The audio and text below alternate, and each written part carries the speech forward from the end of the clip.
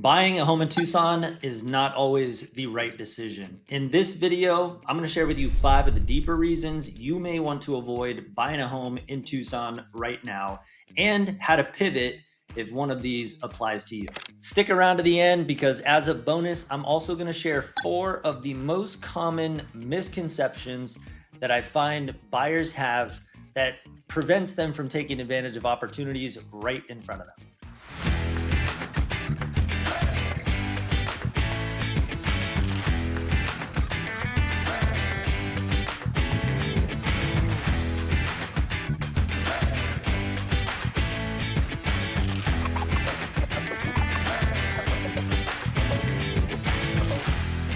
Hey, I'm Rich and my family's lived in Tucson for over 150 years. And if you want to know everything that there is to know about lifestyle, real estate, and new builds in Tucson and the greater Tucson area, then you come to the right place. Hit the subscribe button, tap the bell so that you don't miss an update. Now, for those of you that don't know, I've worked professionally in real estate for over 15 years, both as a real estate appraiser and as a real estate agent. And in that time, I've helped a couple thousand people just like you make a move to Tucson. So whether you're looking to move today or even a year from today, let's get connected. You can grab my contact information out of the description below. I'll put it on screen for convenience, and you can even schedule a Zoom call so that we can meet face to face and discuss your goals. As we get ready to jump into the 5 deeper reasons you may want to put your home search on pause, I want to give a little bit of context as to how this list even came about. Now, every micro market in Tucson has a lot of different nuances to it, and the market in specific areas moves completely different. So this is not hard and fast financial advice, but this is advice from my experience of over 15 years working both as a real estate appraiser and a real estate agent and helping a ton of people through this process. And more importantly, watching how decisions made today can impact and create hurdles and challenges and friction years down the road. So I put this list together, really kind of scratching my head and thinking, what is some of the most valuable insight that if I was buying a house and I was teetering on, is this a good decision? Is it a bad decision? Where have I seen the decisions go wrong? Like, where are the decisions that are common? What's the common thread when I see years down the road, past clients will call me and give me the reason why they have to sell or, the trouble of the situation that they're in, asking for my input and advice and help. What is that common thread that I can trace back to years before to help you prevent the same thing? So number 1 on the list, and this is arguably one of the most important things. When I sit down and I consult with people, oftentimes one of the things that you're going to hear me say is I'm going to say the law in real estate is location, location, location. That's what everybody wants to talk about. However, my personal belief and honestly my experience buying and selling a lot of homes myself and having been party to helping a lot of other people do the same thing, I think something more important than location is timing. Timing is really where I either see people kill it in real estate or get killed. And what I mean by timing is really kind of understanding 2 different timelines. There is a personal timeline, whether you're getting married, having kids, moving, relocating because of a job, that is your personal timeline. But then you also have the real estate timeline. This real estate timeline and your personal timeline do not communicate with one another, and they very seldom overlap perfectly. And I think people treat their personal timeline as if it's going to perfectly sync up with the real estate timeline. And if you're not evaluating both of those different timelines as part of your equation, this is a recipe for big, big mistakes as you move forward in time. Now, luckily, real estate is one of the greatest markets to be in terms of investment because it has one of the most predictable outcomes long-term than any other asset class. Really what that means for normal buyers and sellers and homeowners who aren't really thinking investment first is, short answer, if you own your house long enough, history tells us that real estate does one thing almost guaranteed. And I say almost with a little asterisk next to it. Over a 10-year period, it appreciates. And so depending on the market that you're in, where in the United States, that appreciation can look different. But over 10-year periods of time, over the last 50, 60, 70 years, there is lots of conclusive data that indicates that real estate does one thing very consistently over long periods of time, and that is accrue appreciation. So, understanding your time horizon is number one. And I think one of the biggest reasons why you should not buy a home in Tucson right now if you do not understand your time horizon. And I'm really talking about two different things, right? Your personal timeline, as I've described it, and then the real estate timeline. Now, the real estate timeline is something where, that's a real estate professional job to bring that to the table. And it's unfortunate, I find that quite often most real estate professionals don't even understand this concept. And so if you're talking to a real estate professional and they're not explaining to you the connection between the real estate timeline, and then seeking to understand at a really detailed level your personal timeline, and then helping you overlap those things and understand strategy between that connection, then again, I think that's a reason probably to put everything on pause. Now, your personal timeline is going to be what is happening for you over the next 2 to 5 years. And then also what is happening most likely in the realm of likelihood, what is likely to happen over the next 5 to 10 years? Because planning based on what's likely to happen in your personal timeline. Now, caveat, there are some unpredictable things in life. We all recognize that. We can't plan for everything perfectly. But what I'm saying is that if we can plan for the big things that are in the realm of most likely to happen, that's really what we want to look at in your personal timeline. Real estate timeline, same thing. You're going to want somebody who can help navigate, understand, essentially help strategize based on those two timelines. Now, if you are buying, let's say your time horizon, you plan on buying a house in Tucson in the next 2 to 3 years, you for sure, very likely plan on selling. It's not an automatic don't buy. It's just a buy, and understand that you've got about 8 to 12% between real estate commissions you're going to pay, title and escrow fees, holding costs, any types of potential repairs, depending on the type, the age of the home and the condition. And it's just going to take some time for real estate to appreciate on an average yearly basis in order to absorb those costs for you to be at least at a break even, or even a net positive, which most sellers want to be at. So a couple things to keep in mind. If you're buying in a master plan community that has a lot of builder activity yet to come over the next 3, 5, 10 years, that is an area you want to be very cautious of in this equation, because that means you're going to be directly competing with the builder's incentives, the fact that they're building brand new state-of-the-art floor plans and their homes are staged perfectly. They're always available. They're the ones that have most of the time the most negotiation. That's an example of something that you would want to be aware of in part of this consideration. Now, in my experience, there are those buyers where they would just rather buy than rent. They understand that whatever they can pay in rent is literally the equivalent of just taking that $2,000, $3,000, $4,000 and putting a match to it and lighting it on fire. They would rather buy. And so there are opportunities to buy if your time horizon is, say, 2 to 3 years. But that is something that you have to take into account. And whatever real estate professional you're working with, they really need to have an understanding of what the market's doing in order to help you identify how to make sure 2 to 3 years down the road, or at least how to give you the highest likelihood of recapture of all of that money at the 2 to 3 year mark down the road. There are certain areas, there's certain negotiation strategies, there's certain property types that can achieve this in every market, up market, down market, you name it. But this is something you want to be aware of. Number 2 is also very important. As a matter of fact, all of these are going to be very important. I've loaded this up with as much value and saving you heartache as possible. But number 2 is you don't know the area and don't have a hyper local guide. Now, working with so many people relocating from out of state, I think that I built my business around understanding that people are really looking for resources and a local expertise to help them navigate the nuances of the Tucson market. And whether you're used to living in Southern Arizona and you're considering a new part of Arizona or Tucson, or you live in a different area altogether outside of Tucson, greater Tucson area, and you're looking to relocate to the area, you want to make sure that you are familiar with the local market that you're considering, because there are absolutely nuances.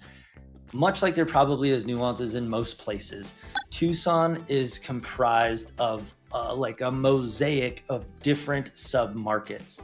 We're talking about different school districts, HOAs, tax rates, different flight paths from Tucson International Airport, as well as Davis-Monthan Air Force Base, different wash networks that allow different types of animals, from coyotes to javelinas, to come into town, different utility services, different commute times, even different microclimates, if you can believe it or not. Now, because of this, a home that is perfect on paper, it's checks all the boxes visually when you check it out on Zillow or Realtor or wherever, doesn't necessarily mean that it is going to be the right home. Now, this is very much where location is very important. I started at number one talking about timelines.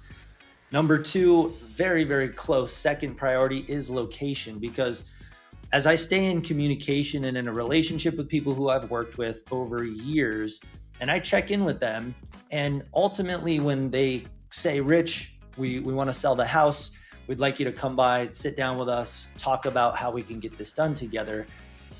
Oftentimes, one of the main reasons that that person is considering selling is because the location was off. It could be the fact that the commute is just more wearing than they thought. It could be that the school districts are a little bit different than they thought. It could be the lack of, lifestyle preferences like hiking and dining. It could be the lack of, having more kids in the neighborhood for their family to play with. It could be any number of these things, but this is why it's so critical to make sure that you are exploring from a hyper local perspective, and you have a guide who really has the tools and resources to help you identify what areas are going to be the best lifestyle fit, short term and long term. A general rule of thumb is that if you can't map out your 3 most important lifestyle preferences, then it's going to be like throwing a dart at a board to see if you could hit the right location long term. And so when I talk about lifestyle preferences, that really can be everything from your commute times, how often you guys go out to eat, whether you guys are fitness fanatics and you guys need to be located close to a gym or running paths, or if you're an avid cyclist and you need access to cycling. If you have a family and you need to know that your kids, they don't drive yet, but you want them to be close enough to drive to school, or maybe walking distance to school. These are all of the things that you're going to want to make sure that we're having a conversation around, and determine if you can't answer these things yet, then this is a good sign that you should put a pause and not buy a house in Tucson right now. Now, one of the things you can do instead is grab the Zoom link out of the description below, and you can book a call with me so we can meet face-to-face over Zoom and discuss this and do a neighborhood fit consultation. We can focus on commute times, trailheads, pricing, property type, neighborhood, characteristics that fit exactly what you're looking for, and provide a lot of information for you to consider. Number 3 reason why you should avoid buying a home in Tucson right now is if you're buying a niche property with a tiny little buyer pool. Now, while unique is great to live in, it is also tends to be very hard to sell. Things such as odd floor plans, excessive stairs, steep driveways, ultra custom finishes, historic overlays, backing up to freeway. All of these things are just a couple of the reasons that make properties unique, and oftentimes can significantly lower the potential buyer pool. Now, just to share some perspective from my own experience, over my 15-year career, I've had an opportunity to sell lots of unique properties. And unique properties are not necessarily an eyesore, but they can definitely be unique, like something that is ultra luxury. Like for one example would be a house that had a catwalk from the roof of the house across to a very close ridge line or cliff edge that literally had a hiking trail right from that cliff edge into the mountains. Now, that was an ultra luxury property, very, very unique, but something like that feature it's going to have a very limited buyer pool. Another example is going to be homes in very, very historic areas like the Barrio neighborhoods, Armory Park, Catalina Vista, Blendman and Elm, Sam Hughes. There is quite a bit of buyer demand for some of these homes, but some of these homes are very historic. They are quite eccentric and eclectic. The interior design is all sorts of different colors. You got different colored floors throughout the house, different archways and ceiling heights. The kitchen is kind of a hodgepodge of different types of cabinetry finishes. And for it, the location is great, but the interior of the home, man, it screams uniqueness. Now, I'll be the first to say that just because a house is unique and fits exactly what you're looking for, I don't think that that's necessarily a reason not to buy it, but it's certainly one that you want to consider. And it could very well be one of the reasons that you should avoid buying it, because if you are buying it as an investment or you have some sort of a timeline in the near future that you need the confidence and peace of mind of knowing that you're going to recapture what you put into the house in terms of purchase, then this is something to put the brakes on this purchase for. A general rule of thumb is that if you can't easily find 5 comparable sales for the property you want to buy within the last 12 months, then it's probably a red flag, and it would indicate that there are some unique factors about that house that the general buyer pool is not necessarily accepting. Now, for that reason, it doesn't necessarily mean that you should take it completely off the table, but definitely you should understand this is much more of a passion buy than an investment. And just know that your enjoyment in the use of the property and your enjoyment of living in the property over whatever period of time you plan on doing that may be the most value to the property, which might mean that if you don't recapture all of the money when you end up selling, whatever you don't recapture, the best way to look at that would be a value in use. That was essentially the value you got out of it as you were utilizing it as your home for whatever period of time. Now, a couple things that you can do to pivot from this is, if you want the right mix of unique, but you also want to capture the best resale value, then you want to focus on things that have more universal desirability. Things like orientation, storage, lot utility, energy efficiency, indoor-outdoor space, updates on the interior, uniformity in terms of the finishes and the overall aesthetic and style of the home. Those are examples of things that you can do instead if you want to make a pivot to try to accommodate both.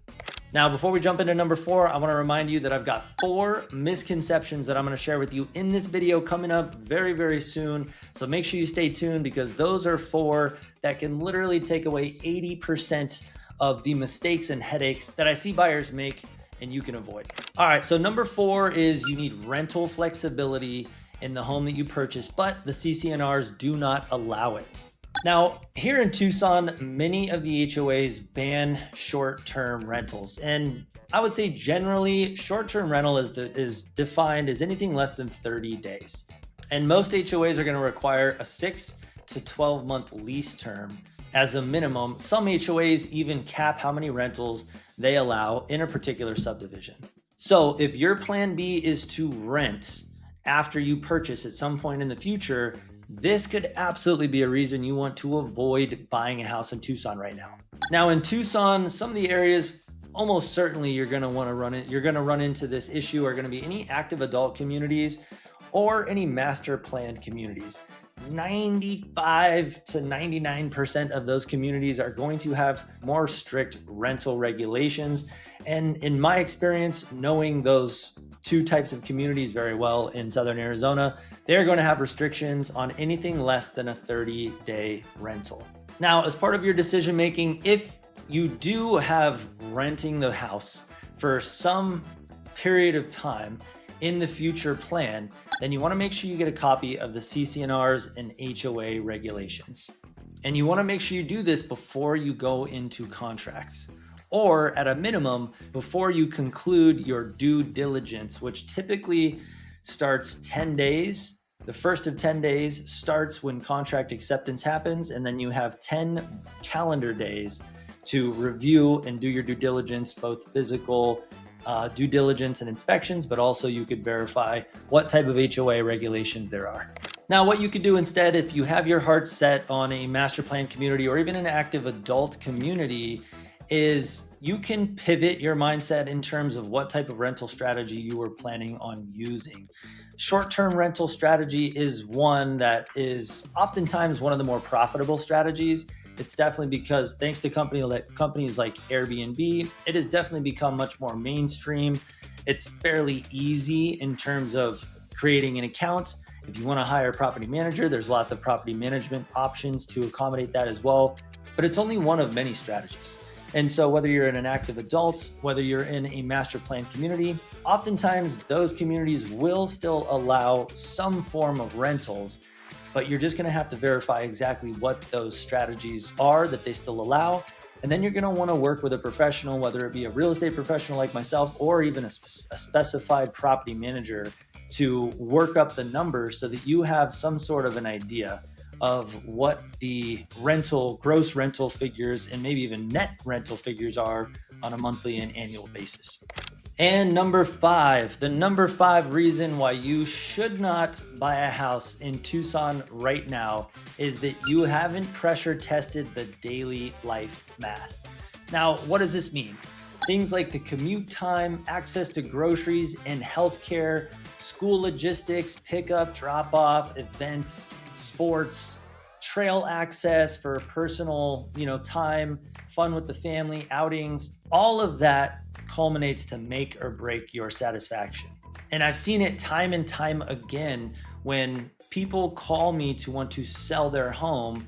It's often has very little to do, it's oftentimes that they really nailed a lot of all of the particulars of what they wanted in the house.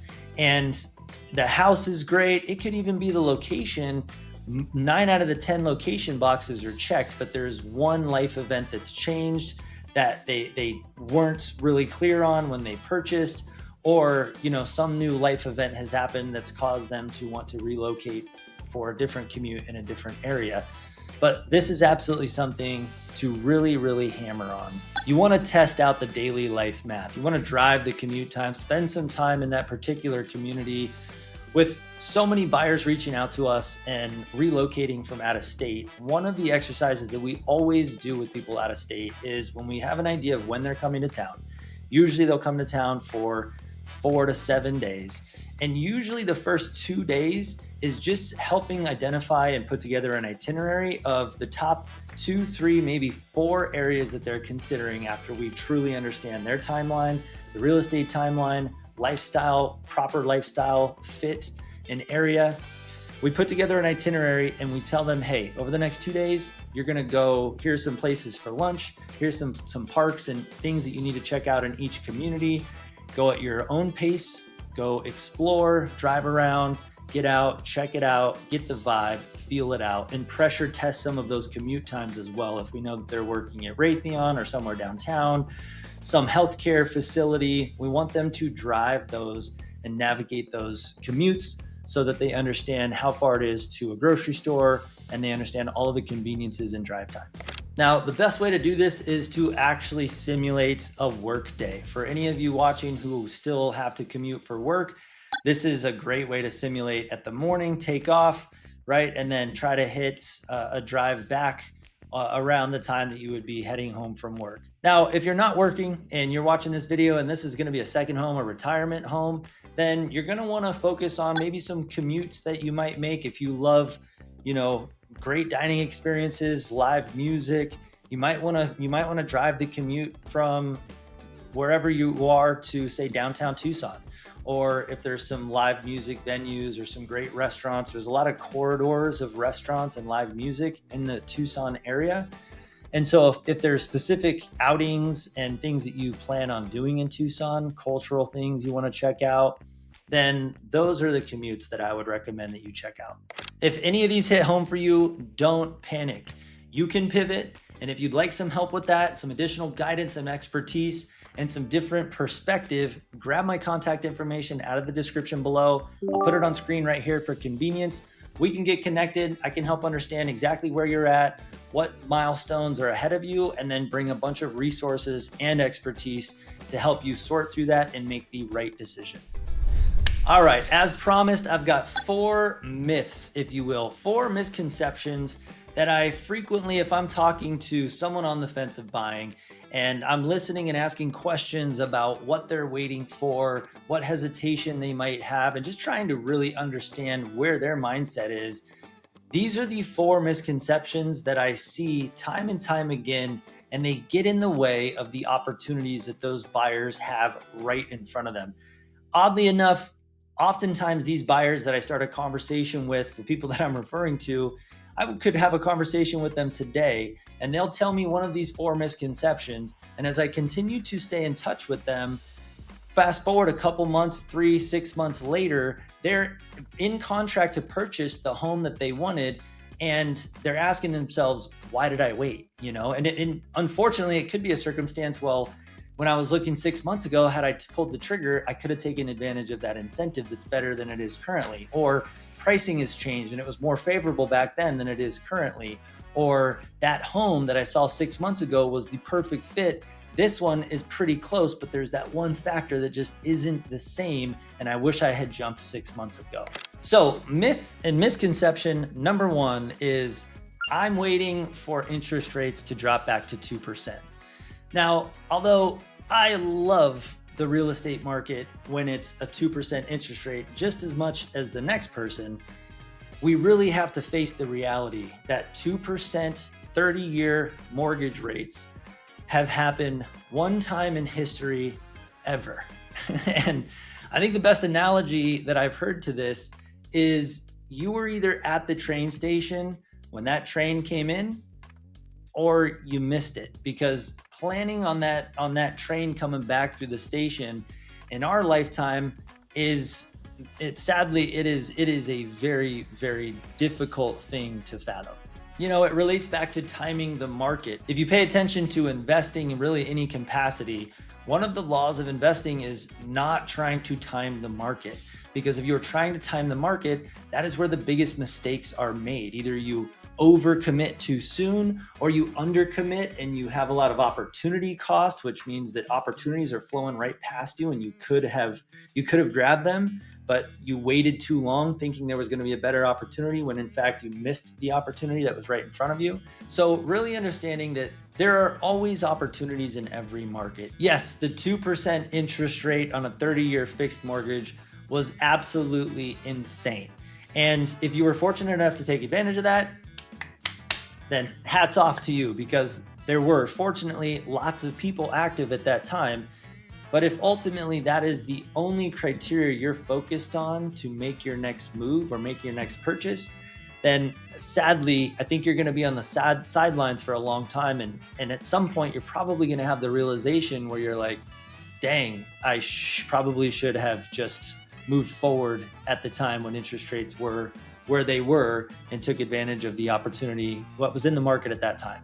Myth number 2 is that Tucson is too hot if you're an outdoorsy person. Now, I find this one kind of funny because first off, let me make sure that I'm doing this justice. Tucson is hot. It is noticeably hotter than I can't say than any place that I've ever been. I've been in New Orleans in July.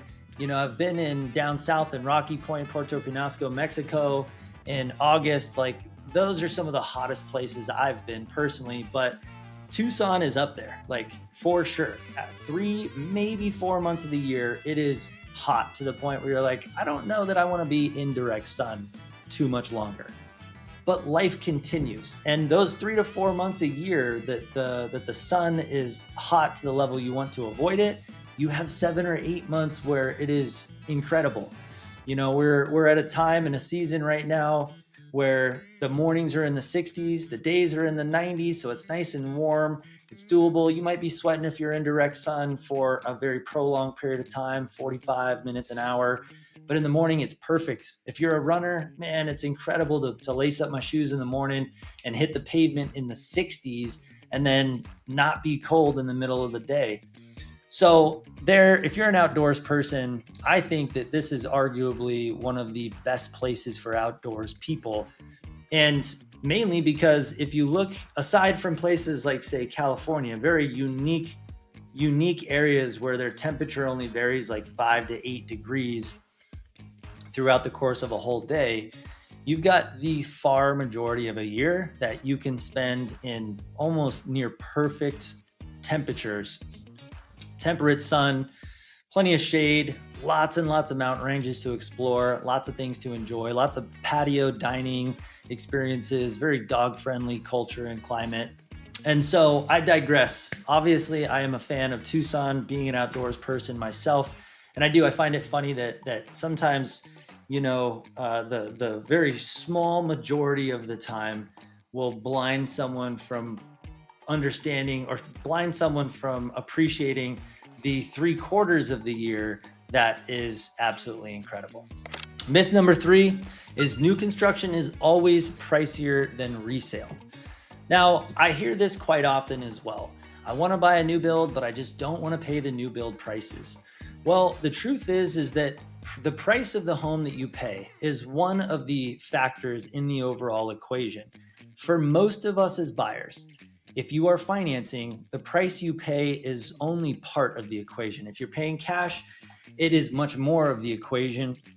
And so this is more so for people financing, which is the majority of people. 70+% of people are financing a home. And if you're financing, I can speak just from a negotiation for a new build with clients yesterday in Dove Mountain. 2 different builders. I'm negotiating on spec houses for both. And we've got a $65,000 price difference between one house that they really like and another house that they like even more. The more expensive house is, of course, the one that they like a little bit more. And so, initially it's like, we got to get the price down, right?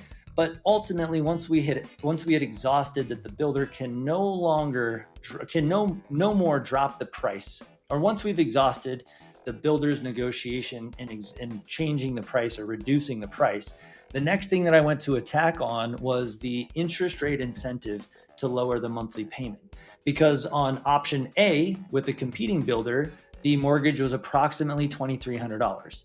Now, originally, option B with another builder was about $3,000. That gap was just too far. A lot of that was because of the $65,000 price difference. But ultimately, what I was able to negotiate is an interest rate incentive that kept the price on option B the same.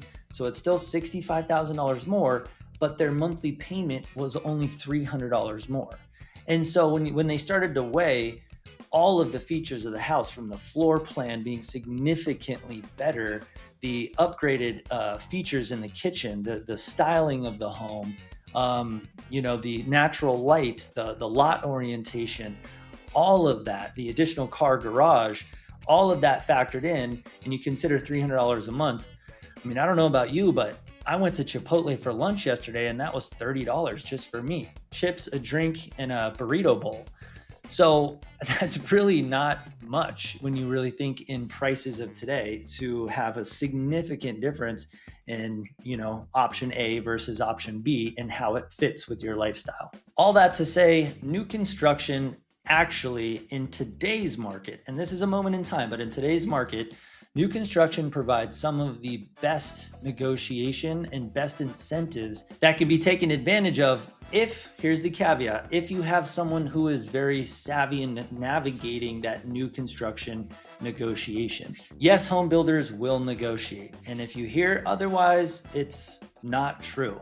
I know it firsthand, both negotiating for my own new build and negotiating countless homes for other buyers just like you. All right, fourth and final myth, and this is a big one. This is one that comes up very, very commonly because we help so many people relocate from out of state. So they usually have a house located somewhere else, whether it be California, Alaska, just had somebody from Honduras, Puerto Rico, you name it. They usually will have a property that they need to sell, and then they want to buy something else. Now, whether you're contingent, meaning the sale of your departure residence is contingent, or the purchase of your new home is contingent on the sale of your departure residence, or whether you qualify non-contingent, meaning you can carry both mortgages. From a financing standpoint, you're qualified to carry both mortgages if you choose. Regardless of what situation you're in there, oftentimes what we find is that people are planning to use their net proceeds from the sale they currently have, the home that they currently have, and they want to roll those net proceeds into the new house, wherever that's located. And because of that, they're thinking, well, I can't close on the new house until I close on the old house, because I got to get the funds from the old house into the new house. This is a problem, and this is a challenge that we help clients overcome very, very commonly. And one of the best ways to overcome this is there are things like a bridge loan, which can be a little bit more hoops to jump through. There are things like a home equity line of credit, a HELOC, which can be a short-term solution. It's an extra step. But really the smoothest and most efficient way to do this is what's called a loan recast. And about 90% of loans will allow you to recast the loan, which essentially is kind of like a mini refi. Generally has no fees. It typically has no fees associated with it. And what it allows you to do is, without going through the process of an actual refinance with an appraisal and new lending fees and, potentially title and escrow fees, it's the same loan.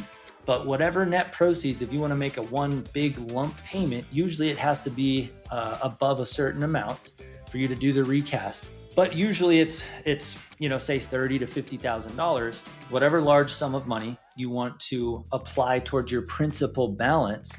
They will then recast the loan, re-amortize all of the payments based on the new principal balance, and voila, it accomplishes the exact same thing as a refinance, except you don't pay the extra fees, you didn't have the extra hoops to jump through, and it's done a lot quicker. Well, there you have it. I am curious to find out which of these 5 made you hit the pause button and think for a second. Comment below. I'm very curious to find out which of these got you thinking, and also share a little bit about what your situation is. I'd love to read those, review them, and I personally comment and respond to all comments as well. So thank you so much for watching this video. I hope you got some value out of it. Do me a favor, hit the thumbs up if you enjoyed it, and stay tuned for the next one. Until next time, I hope to see you around the neighborhood.